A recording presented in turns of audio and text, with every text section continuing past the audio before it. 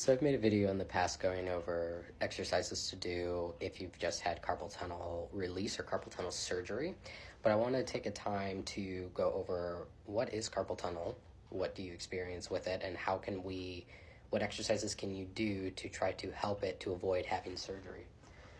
I'm a very visual person, so I'm going to show a picture here. This is the carpal tunnel here, okay?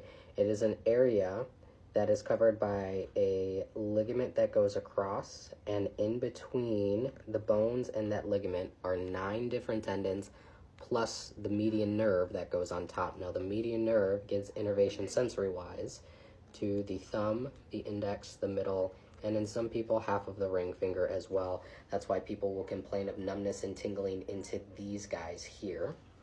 It also motor-wise gives innervation to the muscles in the thumb pad here. It also gives innervation into these guys and then some of the smaller muscles into the hand here. Now, the importance with it is what happens when you have carpal tunnel and you kind of let it go to the point that you need surgery. You're going to have people who complain of dropping things a lot. They wake up at night because of the numbness and tingling. That is a tall tale sign for me. If they're waking up at night because of the numbness and tingling, I'm automatically going to look down through here. There are other places up the chain from the neck all the way down to the carpal tunnel that the median nerve can get locked up in. We'll do another video of that later, but the main thing here is something is causing pressure over that median nerve through this area that is giving the symptoms through here. So very similar to some of the exercises that I posted in the last video for the release or the surgery for it. Typically what we'll do is we'll put you in a brace, either a custom fit one that a hand therapist will make for you or a prefabricated one to keep the wrist in a good position here. Sometimes we'll extend it all the way up if we feel that some of the smaller muscles called the lumbricals are starting to pull back in. If you do a lot of repetitive gripping, that can sometimes cause some pressure onto that median nerve. We'll do tendon glides just like so.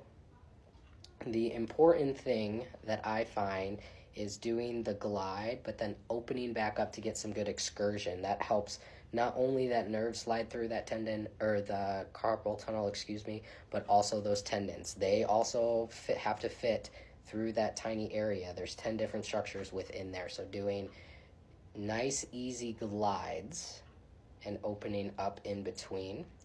We'll sometimes do some opposition. And again, this is all symptom-free as best as you can. We'll do some nice, easy movement of the wrist, forward and back, side to side, and then we'll do some different nerve glides. Now, for specific to the carpal tunnel, there is a distal nerve glide where we start with a nice, gentle fist. We open up, we bring the wrist back, bring the thumb forward, and then you wave to yourself. Sometimes you'll see where it's actually here, bring it, come back, wave to yourself, and then a little bit of a pull.